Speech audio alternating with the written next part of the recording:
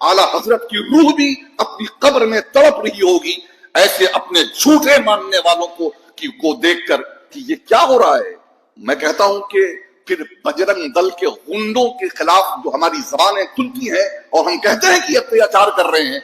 क्या कहने की जरूरत है? तब तो वो भी ठीक कर रहे हैं। वो जय श्री राम के नारे लगाकर हमें मार रहे हैं और तुम अपने मसलक का नारा लगाकर मुसलमान कहने वाले शख्स को मार रहे हो। मैं यहाँ पर, मुझे ये कहने में किसी तरीके का कोई बात नहीं है, अल्लाह इससे लोगों को रहम फरमाए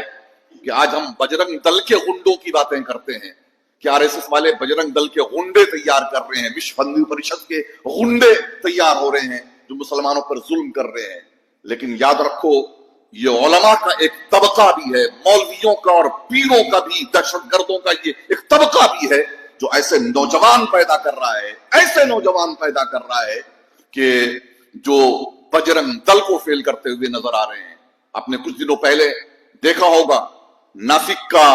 एक वीडियो है जिसमें चंद नौजवानों ने एक तबलीगी जमात के नौजवान को पकड़ लिया है, शख्स को पकड़कर उसे मार रहे हैं, पीट रहे हैं और कहो कि ये नारा लगाओ, ये नारा लगाओ और कहो कि मसलक के आला हजरत जिंदाबाद और आला हजरत की तारीफ करो